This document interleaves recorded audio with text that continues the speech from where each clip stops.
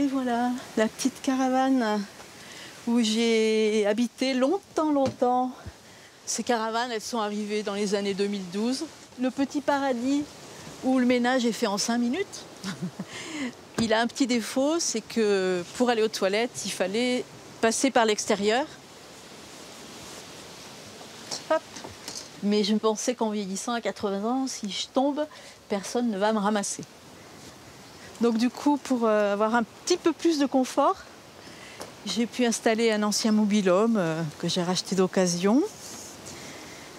Le jour même de sa retraite, il y a 6 ans, Myriam a dit au revoir à sa vie d'éducatrice spécialisée et à son appartement grenoblois pour venir s'installer définitivement dans ce qu'elle appelle son petit paradis. Donc une annexe que j'ai accolée au mobil-home en enlevant la porte et qui permet d'avoir une cuisine un peu plus spacieuse que la cuisine de vacances. Et justement, c'est raccordé comment tout ça Alors tout ça, c'est une fosse septique qu'on pose. Et puis l'arrivée d'eau, on a fait nos propres forages dans un collectif.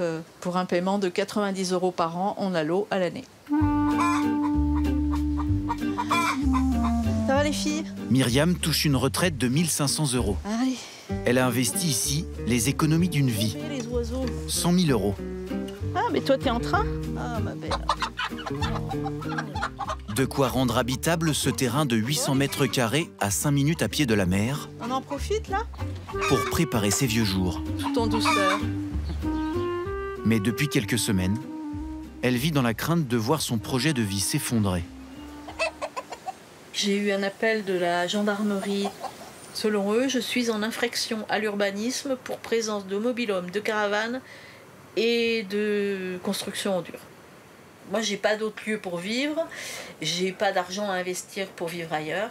Donc la crainte, c'est ça, oui, c'est qu'on touche à mes choix de vie, à mon projet, au bonheur que j'ai de vivre ici actuellement. Ça peut se finir au tribunal. Myriam est loin d'être un cas isolé. À Côte-Ouest, un quartier de la commune de Vias en bord de Méditerranée, plus de 200 procédures menacent les résidents. Depuis 1986, la zone est classée naturelle et inconstructible. Voici à quoi elle ressemblait à l'époque. Les 1700 habitations apparues depuis sont donc en principe illégales. La commune de Vias est le symbole de ce que les autorités appellent la cabanisation. Dans l'Hérault, département le plus touché avec 30 000 cabanes recensées, la préfecture a décidé de s'en débarrasser. Spot de communication viril et effectifs renforcés.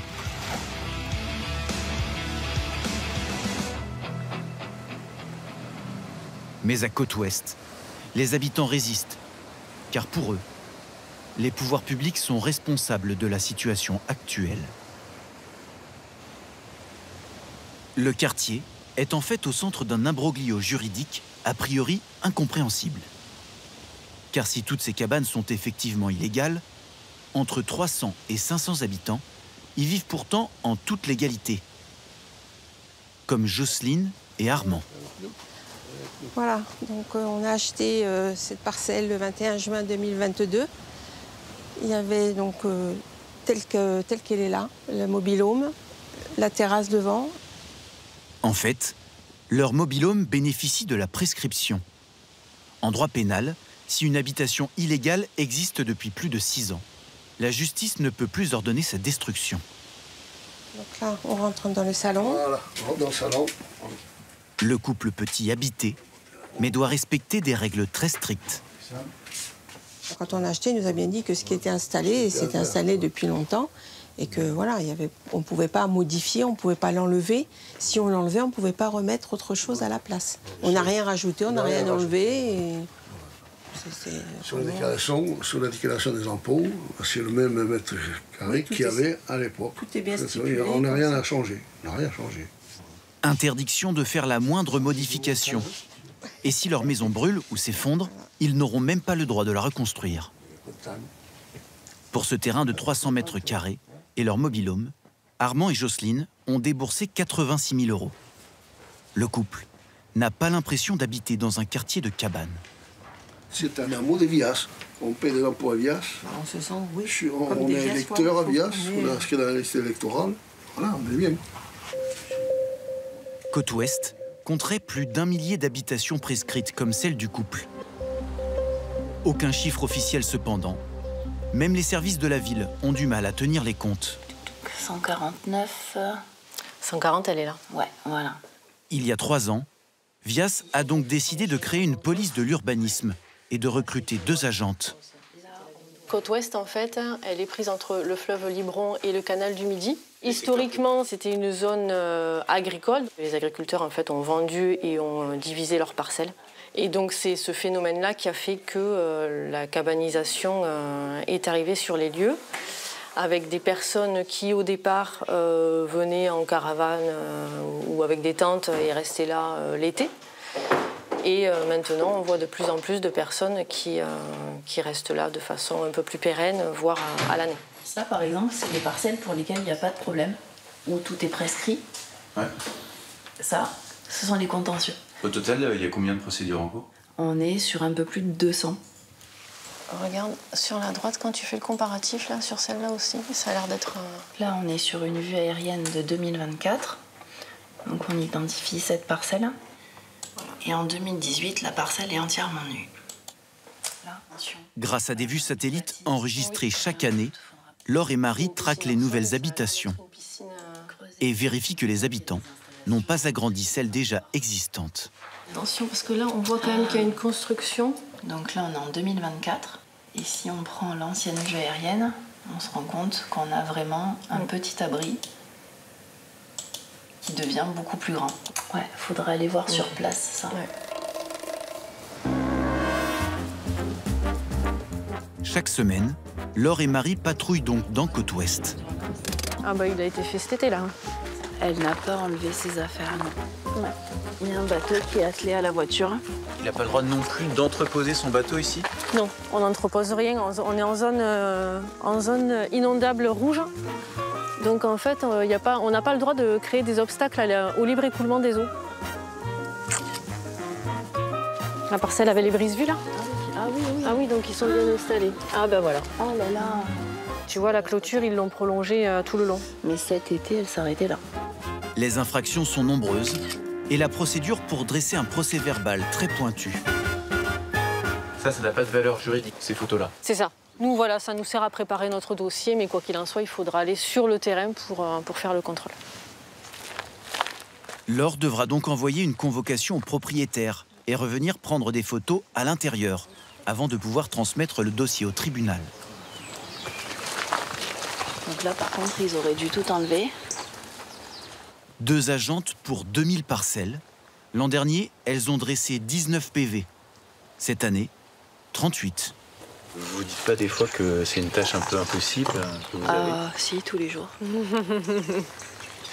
Oui. Ouais, bah après, il faut rester optimiste. On arrive, voilà, on a vu des exemples où on arrive à faire évacuer des choses, donc voilà. Depuis la création de leur équipe, il y a 3 ans, elles ont réussi à remettre 4 terrains à nu.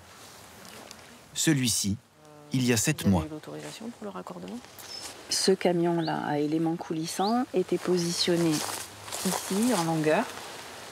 On avait après la partie extension terrasse, donc qui était juste à côté. Ça faisait quand même au total un ensemble de presque 80 mètres carrés. Cette construction en bois, collée à cette caravane, c'était la maison de Sylvie et de son mari, décédé l'an dernier. Voilà le terrain. Quand nous, on est arrivés ici, on pensait vraiment avoir trouvé l'endroit où on allait finir nos jours, hein. Ça, c'est sûr. C'était notre bébé, comme on l'appelait. Voilà. Sylvie et son mari ont commencé à louer ce terrain en 2020. Il était alors totalement nu. Ils y installent leur caravane et construisent un chalet en bois. 1 an plus tard, les agents de l'urbanisme contrôlent leurs parcelles. Ils mettent en demeure le propriétaire du terrain de tout enlever. Selon Sylvie, il ne les aurait pas prévenus. Pendant 2 ans, le couple continue d'y vivre. Mais quand il décide finalement de l'acheter, l'urbanisme est de nouveau alerté. Cette fois, le couple est directement contacté. Du jour au lendemain, on nous demande de partir, d'enlever tout ce qu'on avait bâti, comme ça, d'un claquement de doigts. Et vous vous êtes pas douté Non, pas un seul instant. que c'était illégal? Non, non, non. Pourquoi, à votre avis? Parce qu'on aurait été les seuls, même sur cette parcelle, à vivre à l'année. On se serait dit, bon, il y a un loup quelque part. Mais là, on est nombreux là sur cette parcelle. C'est un énorme gâchis. Mais bon. Le couple doit renoncer à acheter et perd tout l'argent investi dans les constructions. Depuis, cette ancienne serveuse, aujourd'hui au chômage, vit dans ce logement social à Vias. Sylvie estime avoir perdu 30 000 €, une part importante de ses économies, dans ce qu'elle pensait être une bonne affaire au bord de la mer. Ça faisait un terrain à 50 000 €, donc c'était aller trouver une maison ou un terrain pour 50 000 €. Un appartement, oui, mais pas vivre comme on vivait, non. Est-ce que vous pourriez racheter un appartement ou un terrain? Est-ce qu'il vous reste assez d'économies? Non. Non, j'ai pas assez pour... Il faudrait que je récupère ce que j'ai versé, que j'ai perdu. Pour Sylvie, il est trop tard. Mais à Côte-Ouest, d'autres résistent. Annick fait partie d'un collectif qui revendique plus de 500 adhérents. Il demande l'arrêt temporaire des contrôles et un changement des règles sur le secteur. Il y avait les terrasses et tout, ils ont fait démonter. Selon eux, les pouvoirs publics sont responsables de la situation. Car jusqu'au début des années 2000, ils ont accordé de multiples autorisations pour permettre aux habitants de s'installer ici. Ben voilà, là on est typiquement sur un mobil-home qui a reçu un agrément par la mairie. Vous voyez, Jean Cassefière, maire adjoint. On est sur une première contradiction. L'urbanisme dit on ne peut pas avoir de mobil-home. Nous, on a des agréments de mobil-home signés par la mairie. En 2002, certes, mais enfin signés par la mairie quand même. La commune et les autorités administratives ont également autorisé les habitants à construire et gérer leur propre forage pour que chaque parcelle ait l'eau courante. Voilà. Ça, c'est toute la machinerie du forage qui a été faite, évidemment, avec tous les agréments, les attestations de conformité, toute la carte avec toutes les parcelles, tous les noms des gens qui sont alimentés par ce forage. En autorisant l'eau, l'électricité, les fosses septiques, la commune aurait-elle déclenché un phénomène qui a fini par la dépasser? Nous avons retrouvé un rapport commandé par l'État en 2009, 78 pages, et un constat accablant. La municipalité de Vias a toléré, sinon favorisé ce mode d'occupation, sous réserve qu'il ne soit occupé qu'en période estivale. Pendant 15 ans, la commune a laissé espérer aux occupants la régularisation de leur situation, qui représentait malgré tout pour elle une certaine manne touristique. Elle porte donc une lourde responsabilité. Pendant cette période de cabanisation, Je me permets, monsieur le maire, est-ce que c'est comme avec... c'est Michel Saint-Blanca qui était aux manettes de la ville. Maire de 1983 à 2008. Pendant 25 ans, ce qui fait que ça fait un bail. Nous l'avons confronté aux conclusions du rapport. On a su réagir face aux dérives constatées. Ça, c'est une grosse accusation envers la mairie de Vias. Oui, mais c'est facile pour eux. Mais en 83, je rappelle, donc de 83 jusqu'à 99, quand on a essayé de lutter contre cette cabanisation naissante et tout, l'État, il s'est désintéressé de l'affaire. Et vous qui étiez maire, pourquoi vous n'avez pas voulu tuer dans l'œuf, justement Eh bien, je vais vous donner un article. D'ailleurs, tenez, je vous le donne, vous le verrez. C'est moi qui parle, là. La justice, quand elle est saisie, ne fait rien. 9 fois sur 10, les affaires que les maires veulent soulever sont classées sans suite. Donc, partant de là, Qu'est-ce qu'il reste en mer pour faire? Donc, selon vous, c'est de la faute de la justice alors? C'est la faute à tout le monde. Parce qu'à l'époque, quand c'est arrivé ça, j'avais demandé au préfet de venir à Vias et de faire un tour en côte ouest plutôt que de faire des réunions et des parlottes pour rien dire. Et je lui avais fait voir tout ce qui se passait. Et il m'a répondu à l'époque, le préfet, il m'a dit, vous savez, le soleil est fait pour tout le monde, ils ont droit aux vacances et tout. Alors on a laissé faire. Hein. Voilà, c'est pas compliqué. Et après, qui est responsable? Depuis 30 ans, tout le monde se renvoie la balle. Et Côte-Ouest reste dans l'impasse. L'an dernier, sur les 30 000 cas de cabanisation que compterait l'Hérault, 52 remises en état ont été prononcées par la justice.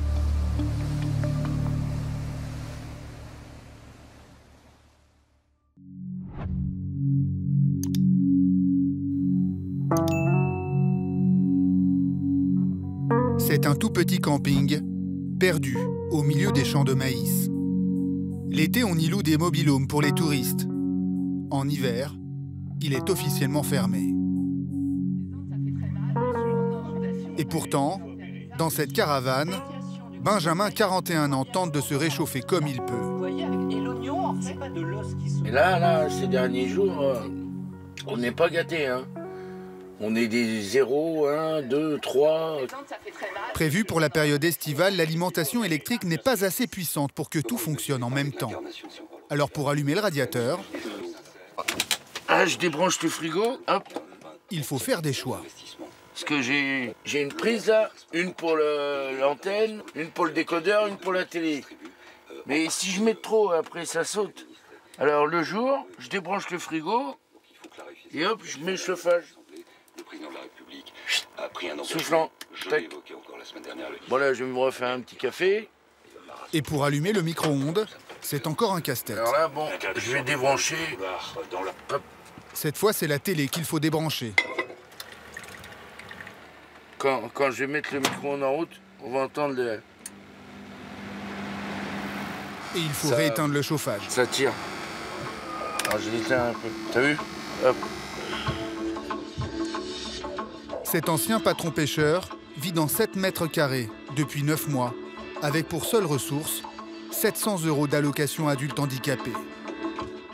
Une chute d'escalier lui a coûté sa cheville et son métier. Tout ça, c'était ouvert, tous les tendons. L'eau s'y ressortait de là.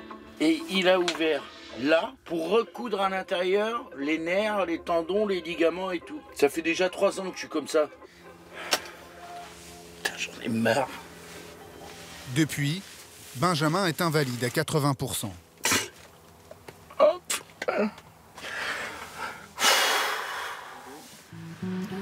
Pendant 20 ans, Benjamin a refusé de se fixer.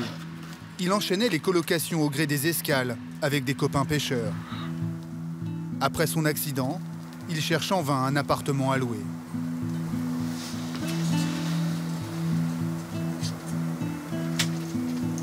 On ne se rend pas compte aujourd'hui à quel point c'est difficile de trouver un logement quand tu n'as pas de fiche de paye.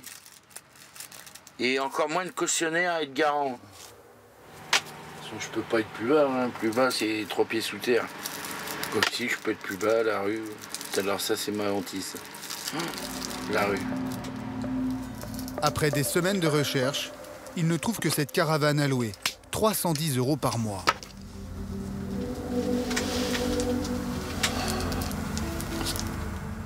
Pour le marin, le déclassement est brutal. Avant son accident, la pêche lui rapportait jusqu'à 3 000 € par mois. C'est sur ce chalutier qu'il a commencé le métier en 1997. À l'époque, il est le plus jeune matelot du bord et fait même l'objet d'un reportage. À 18 ans, Benjamin sera matelot léger sur le Grand Hermine. C'est son premier embarquement pour la grande pêche. Bon, déjà, j'aime la mer, j'aime voyager et j'aimerais continuer, oui. Avoir une expérience dans la grande pêche, quoi. Quand on est jeune comme ça, il faut s'aventurer. Incapable de tenir debout sur le pont d'un bateau, Benjamin est déclaré inapte à la navigation en 2018.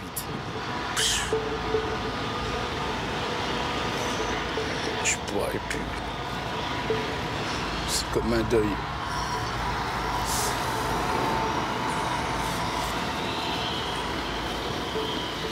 Benjamin n'a pas d'argent de côté, pas de famille pour le soutenir. Alors il contacte ce camping qui appartient à un agriculteur qui habite cette ferme juste derrière. Le paysan accepte de lui louer la petite caravane sans caution ni garant. Par contre, Benjamin n'a pas de contrat de bail et doit payer son loyer en cash. C'est illégal et pour 310 € par mois, les conditions de vie sont plus que difficiles avec son handicap. Pour aller chercher l'eau... L'eau sanitaire, c'est 50 mètres à faire. J'y vais pas tous les jours, je remplis 5 bouteilles.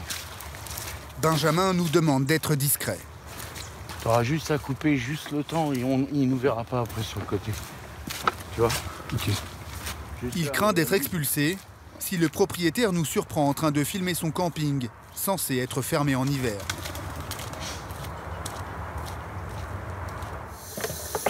Elle a une drôle de couleur, la flotte, là. Ah oui, c'est clair.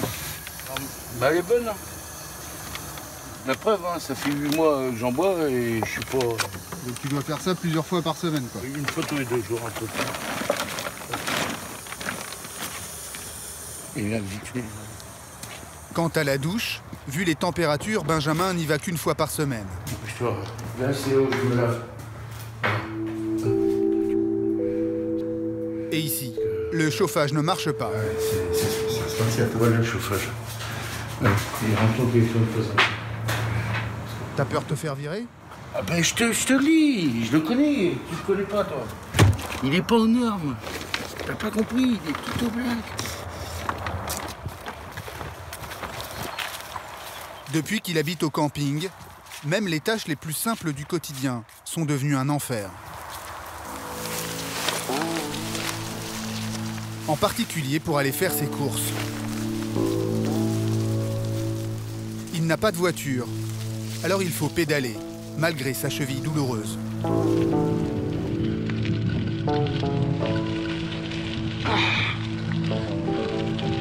3 kilomètres jusqu'au supermarché low cost le plus proche.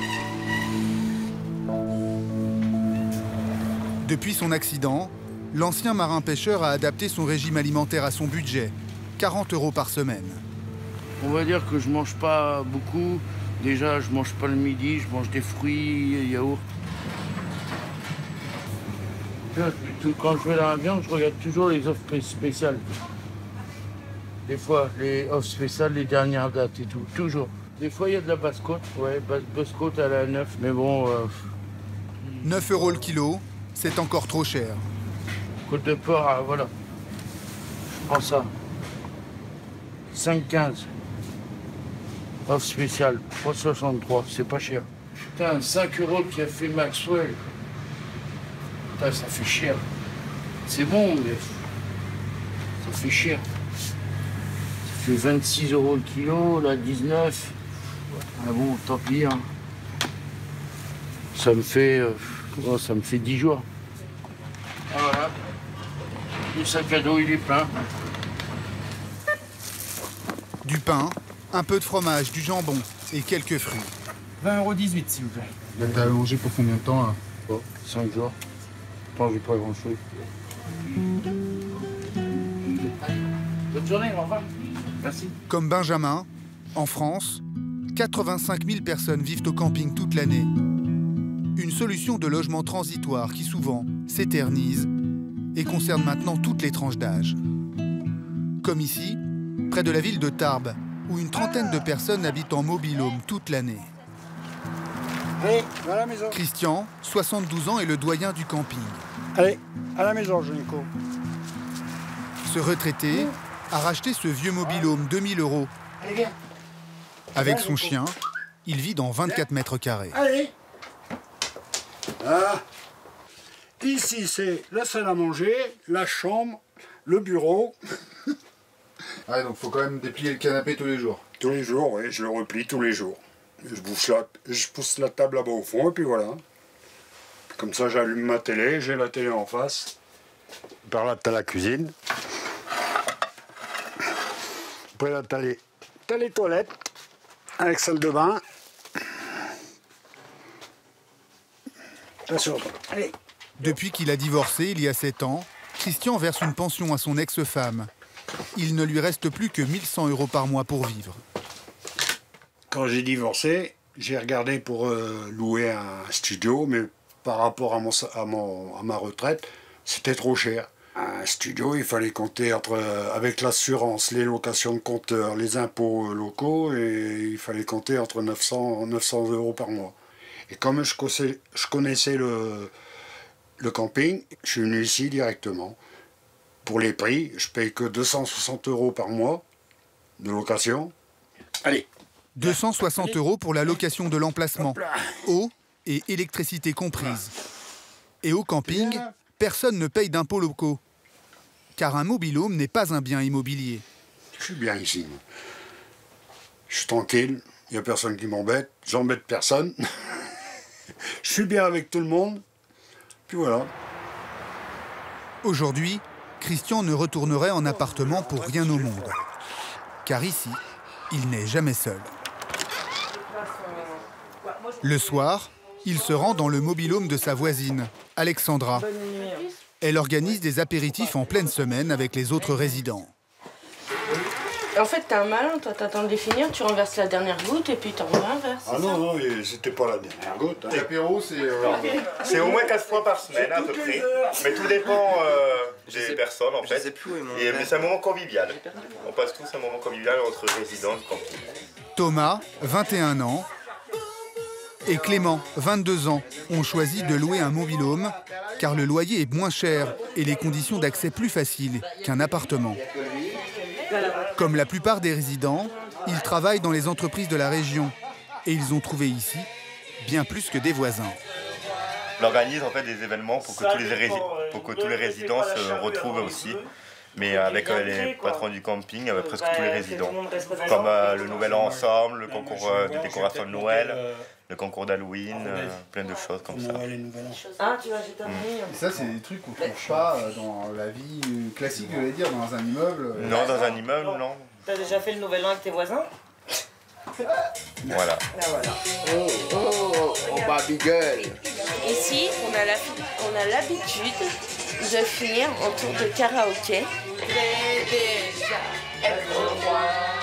Pour eux, vivre au camping à l'année est devenu un mode de vie. Le problème, c'est que c'est interdit. Légalement, un mobil-home dans un camping est une résidence de loisirs et ne peut en aucun cas être une résidence principale. Il y a une loi qui stipule comme quoi on n'a pas le droit de vivre à l'année dans un mobil-home. Mais c'est un peu hypocrite parce qu'on fait nos cartes grises, l'adresse elle passe, on fait... moi j'ai changé mes impôts, j'ai mis cette nouvelle adresse, donc tout est hypocrite parce que de toute façon ils savent très bien, t'assures ton logement ici, c'est à l'année. Les locataires de mobil-home ont même le droit aux aides au logement comme Clément, qui touche 144 € par mois en toute légalité. Est-ce que t'as vraiment fait tes courses à Intermarché? Une aberration administrative qui fait bien les affaires du propriétaire du camping. Philippe Simoneau reste ouvert toute l'année et réalise 50% de son chiffre d'affaires avec les résidents de longue durée. Ils sont informés de la législation quand ils signent leur contrat. En aucun cas, le locatif ne pourra servir de résidence principale. C'est ce que nous mettons dans nos contrats, que ce soit les contrats temporaires de location ou les contrats résidentiels. Mais il y a une telle demande que nous avons des gens, des fois, qui restent plus d'1 an. Mais après, théoriquement, ils ont une autre adresse quelque part. Et vous ne pouvez pas avoir des soucis Pour le moment, on joue sur la tolérance. Peut-être qu'un jour, ça arrivera. Aujourd'hui, c'est au maire qu'il revient de faire respecter la législation. Mais rares sont ceux qui poursuivent les campeurs à l'année, en raison notamment du manque de logements sociaux qui frappe aussi les campagnes.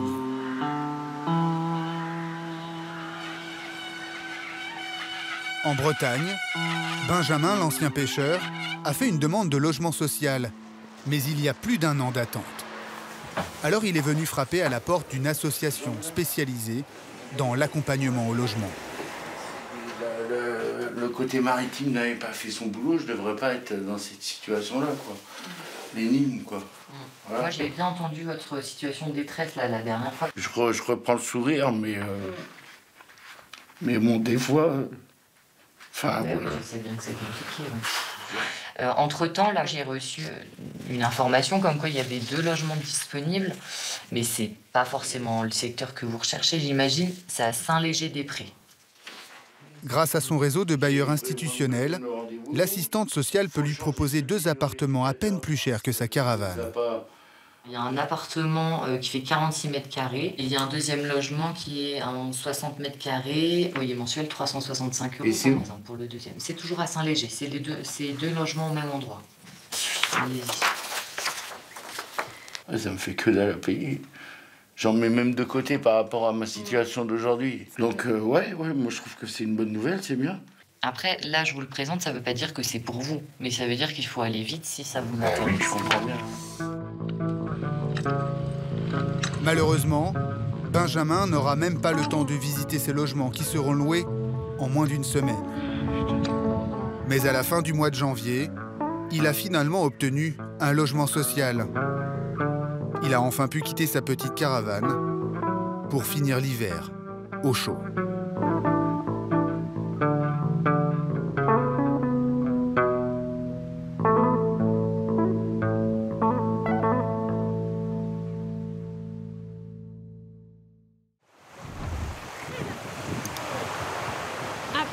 Maman, elle te tient bien. Attention, on monte. La balade sur la plage, à moins de 10 minutes à pied de chez soi.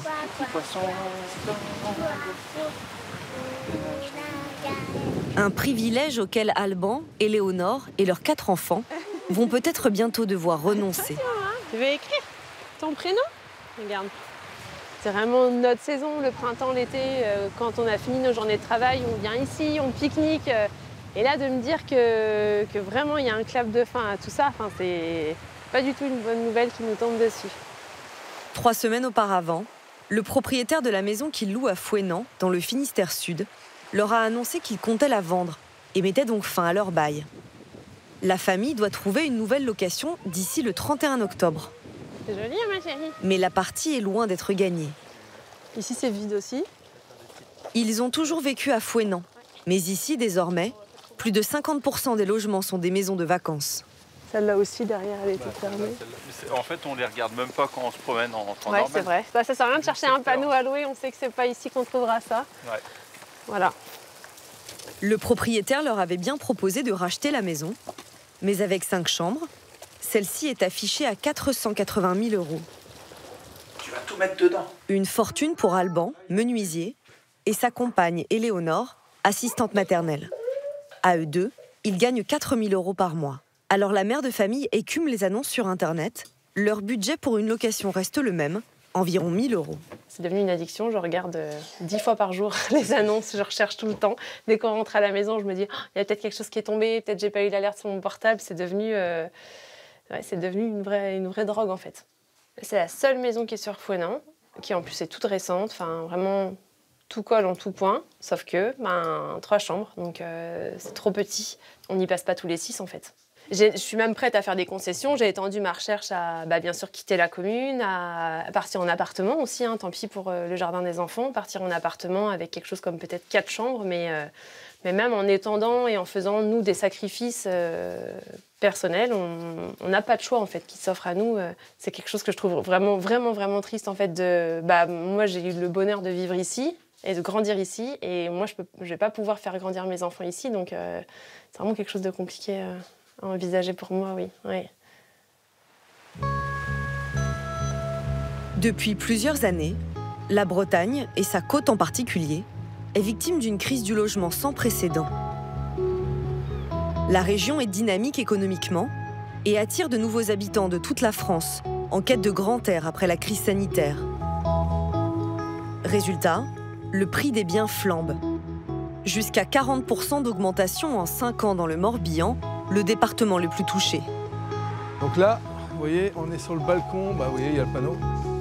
Idem pour les loyers.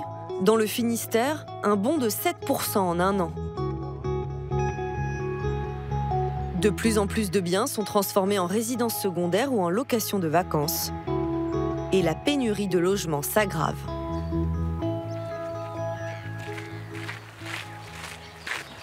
Pour Olivier, la Bretagne était un rêve. L'été dernier, ce manutentionnaire dans l'agroalimentaire obtient sa mutation, quitte sa maison dans la Sarthe et s'installe dans ce camping près de Quimperlé dans le Finistère, le temps de chercher un logement sur place. Mais depuis, la solution provisoire s'éternise. T'as toujours pas retrouvé tes claquettes? Non, mais je suis sûre que c'est toi qui m'as fait une blague. Non. Depuis 6 mois, avec sa fille Océane et sa nouvelle compagne, Olivier vit en étroite cohabitation. Pourtant, c'est tout petit. Il paye 550 € par mois, auxquels s'ajoutent 130 € d'électricité et de gaz, pour ce mobil-home de seulement 28 mètres carrés. On a ici la chambre à coucher principale, donc familiale. À la salle de bain, voilà. Quand je sors de la douche, que je me sèche, il faut que je fasse attention parce que sinon, je fais tout tomber. Donc là, après, on a la chambre d'Océane. Là-haut, c'est plus pour mes vêtements. Donc j'ai du mal un peu à aller jusqu'en haut parce que bon, c'est un peu haut, je suis petite. Après, voilà. J'ai aussi des caisses en dessous parce que bon, voilà, j'en ai un peu trop. Des petites caisses comme ça. Avec des CD. J'ai mes livres ici aussi. J'ai du mal à trouver un espace où je peux m'habiller. Donc généralement, je m'habille dans le salon. La terrasse, elle, fait office de débarras et de garde-manger. La seule chose, c'est qu'on ne peut pas trop brancher des appareils électriques trop puissants. Parce qu'on est limité en ampérage. On ne peut pas faire de raclette. T'as éteint, c'est bon. Olivier recherche un logement de 2 chambres minimum. Avec la flambée des loyers, il faut compter près de 600 € par mois, 20% de plus qu'il y a 3 ans. Merci. Allez, bon appétit. Même avec un CDI et 1 600 € mensuels, le dossier d'Olivier est souvent trop juste. Sa compagne est au chômage et sa fille vient seulement de décrocher un CDD. Début février, je ne m'inquiétais pas. Je me disais, bon, on va finir par trouver, c'est pas un problème. Voilà, ça va finir par se décanter. Là, le curseur commence à monter un peu. Là. Si au plus tard, le 31 mars, je n'ai pas de logement, je n'ai plus de toit. Puisque le camping passe en saison, donc moyenne saison, mais leur tarif aussi. Le rêve est un peu, pas encore cauchemardesque, mais très compliqué. Le loyer du mobil-home d'Olivier va quadrupler pour atteindre environ 2 500 € le mois. Je voulais voir avec vous si malheureusement, moi, j'ai pas de solution. Après le 31 mars. Après le 31 mars. J'envisage, dans ces cas-là, d'acheter une tente et de voir sur un emplacement camping. Une tente au mois de mars? Au mois d'avril. Je croise les doigts pour qu'il fasse un petit peu plus chaud. Je voulais savoir à peu près, chez vous, combien ça me coûterait à la semaine, au mois. Bon, clairement, Olivier, ça me semble pas une solution vivable au mois d'avril. Clairement, avec une famille, ça me semble pas être une solution vivable. Après, moi, je suis un ours, hein, ça me gêne pas. Ouais, non, mais moi, je le... Sauf que si vous me dites que vous y tenez absolument, mais moi, je le vivrais pas bien. Le problème, c'est si vraiment j'ai pas d'autre solution. Et du coup, vous avez essayé de vous éloigner un peu? Ah bah là, je suis allé jusqu'à Lorient. Là, si j'ai pas de toit dur, il faut bien quand même que j'ai un toit pour me protéger. Et les voitures, c'est pas possible. En travaillant, s'il faut que je me lève en me dépliant de la voiture et en étant cassé de tous les côtés, je vais pas pouvoir tenir. Au mieux, à la limite, que je sois dans une tente comme en colonie quand j'étais jeune, où mon corps résistera un petit peu mieux que sur dormir dans une voiture. Dans ce camping, sur 20 mobil-homes, 16 sont occupés par des personnes en quête d'un vrai toit.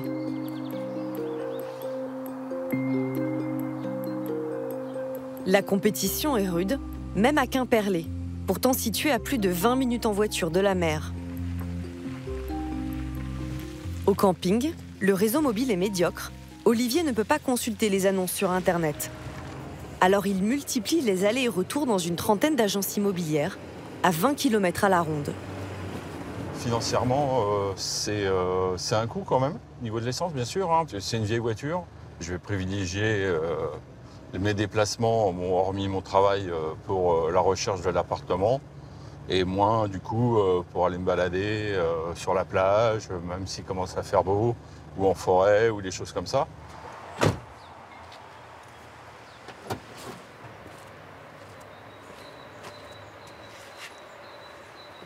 Il y a beaucoup déjà d'appartements loués, mais là il y en a un qui peut peut-être correspondre à Rédéné. Je vais voir avec eux. Et c'est là, bonjour. Merci. Je vous en prie. Bonjour. Asseyez-vous, mettez-vous à l'aise. Merci. Oui, je vous avais entreaperçu, je crois, l'autre jour. Oui. Il y a une semaine ou 10 jours déjà. Il y a une semaine, c'est ça. Il y a 10 jours à peu près maintenant. Et là, je vois qu'entre-temps, il y a eu une annonce sur Rédéné. Ouais, déjà loué. Déjà loué? Ouais, déjà loué. Le problème, si vous voulez, on est vraiment dans une grosse pénurie en ce moment de logements sur le locatif. Parce que moi, si je regarde ce que j'ai de disponible aujourd'hui, voilà, j'ai 3 biens de disponibles aujourd'hui. Sur les 3, j'en ai un, je vais regarder, mais je pense que ça a déjà été loué. C'est une maison, c'est décoché du web, donc ça a été loué. Ouais. Et derrière, je n'ai plus, ce ne sont que des locaux commerciaux en fait. D'accord. Nous, ce qu'on va essayer de voir, c'est si éventuellement on a un préavis. Mais aujourd'hui, les gens partent moins aussi, parce qu'ils sont conscients que s'ils partent, ils vont pas avoir forcément... Ils vont avoir une difficulté à trouver autre chose. Ouais. C'est ça. Oui, c'est bien que vous repassiez aujourd'hui. Hein, de toute façon, c'est vraiment la bonne démarche. Parce que le problème, c'est qu'on a tellement de demandes qu'on n'arrive même plus à suivre nos clients dans un marché comme celui-ci. Mais d'entendre des gens qui sont en activité professionnelle se retrouver soit dans la voiture, parce qu'on a le cas, certains de mes clients, alors, en province, je ne pensais pas que ça puisse m'arriver. Et aujourd'hui, je constate que ce sont des choses qui nous arrivent de plus en plus. Ce n'est pas du quotidien, mais c'est vrai que vous voyez la preuve, vous-même, vous en faites partie. De la société dont je vous parlais sur... Pour trouver de nouveaux biens, l'agence mène des enquêtes sur le terrain à travers toute la région.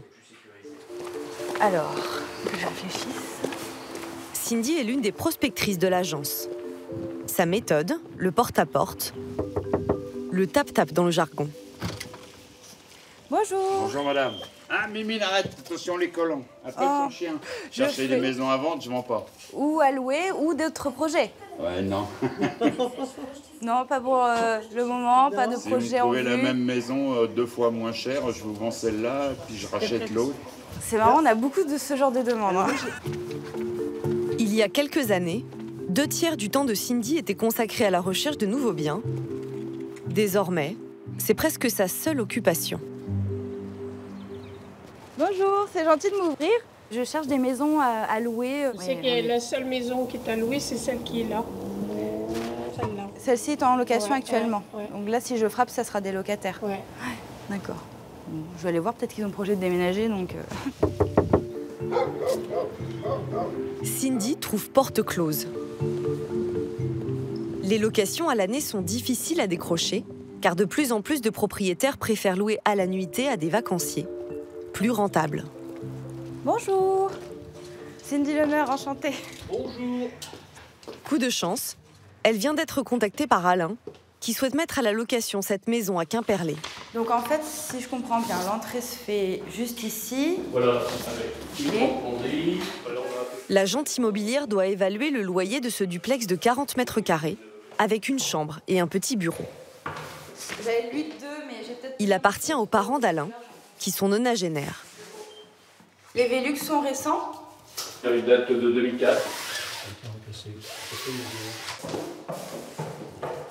Alors, sur une maison comme ça, on serait sur une fourchette approximative de 550 à 570.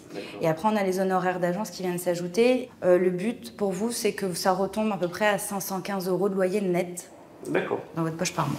D'accord. S'il meublait et décorait entièrement son appartement, Alain pourrait le louer environ 60 € la nuit à des touristes. Mais il n'a jamais envisagé cette solution.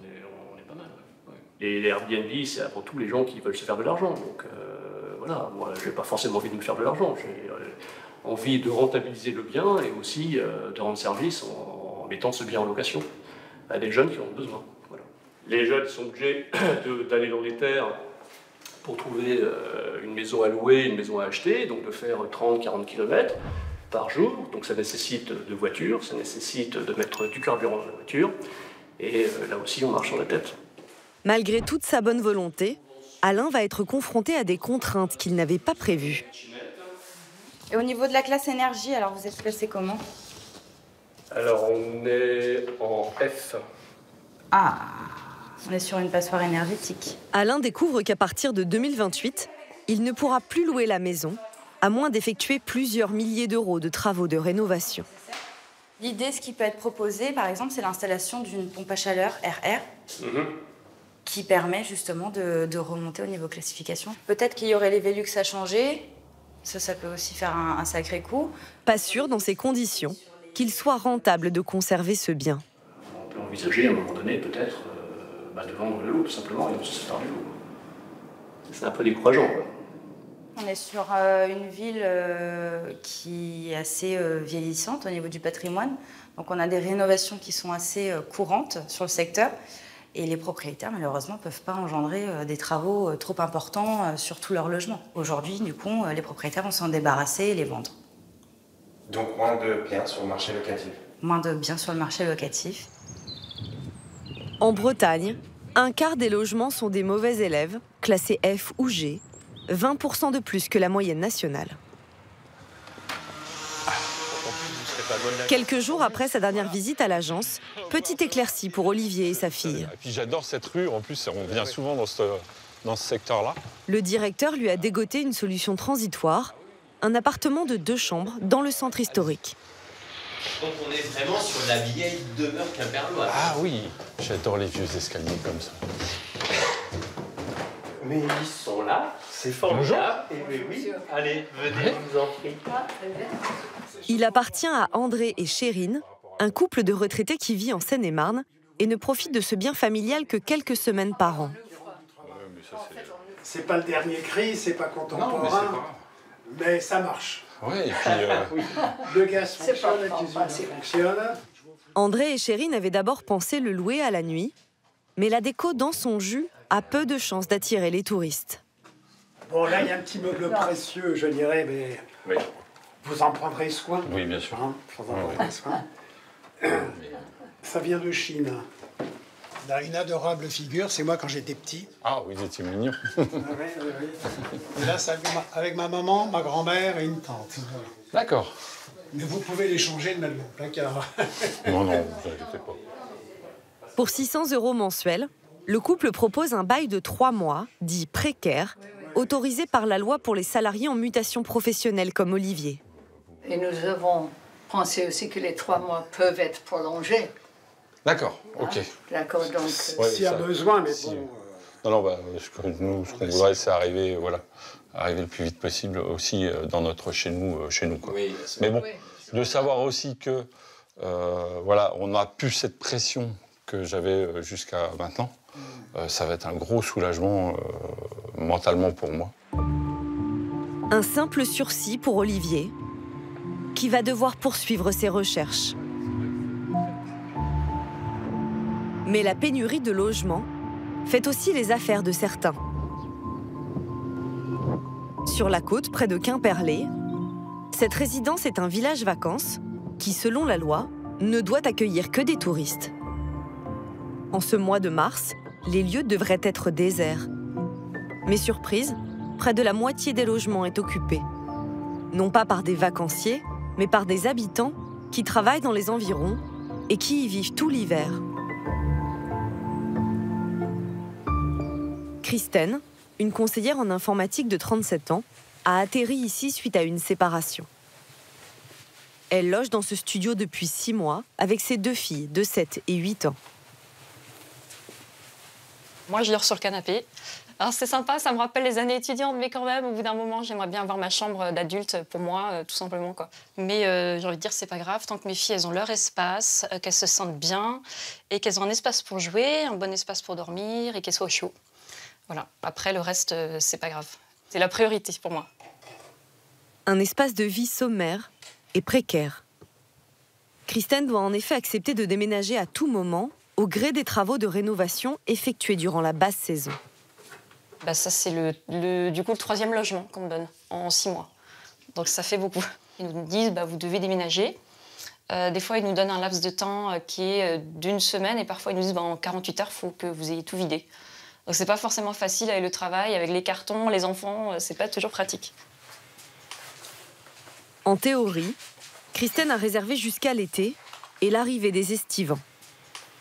Donc là, c'est du 1er octobre 2022 au vendredi 30 juin 2023. Mais elle n'a pas signé de bail.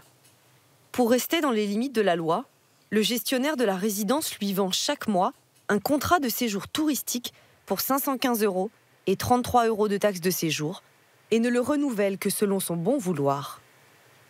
Une situation que Christine accepte faute de pouvoir trouver un logement classique sur la côte. Je ne peux pas m'éloigner trop en campagne parce que mes enfants sont scolarisés à Guidel, donc il faut que je reste quand même dans un laps de temps le matin pour les amener ou le soir pour les récupérer. Où c'est pas trop loin. Sinon, on ne peut pas faire des heures et des heures de route le matin, le soir, c'est de la fatigue pour elle, clairement. Et du coup, de la fatigue, potentiellement des mauvais résultats à l'école ou quoi, donc c'est pas possible. Officiellement, Christine reste domiciliée chez sa mère, à 50 km dans les terres. Elle pensait devoir y passer l'été, mais depuis notre tournage, elle a trouvé un appartement à louer, après 7 mois de recherche. Bon allez, on va aller voir la maison du coup, avant que la pluie nous tombe dessus. Éléonore et Alban ont eux réussi à décrocher une maison en location dans leur ville natale, Fouesnant, mais dans un quartier plus éloigné de la mer. Je peux avoir le scotch, s'il te plaît? Après 6 mois passés au camping, Olivier a finalement trouvé un appartement près de Lorient avec un bail de 3 ans pour 800 € par mois, soit la moitié de son salaire. Il devra aussi faire 30 minutes de voiture pour aller travailler. Des sacrifices pour vivre son rêve breton.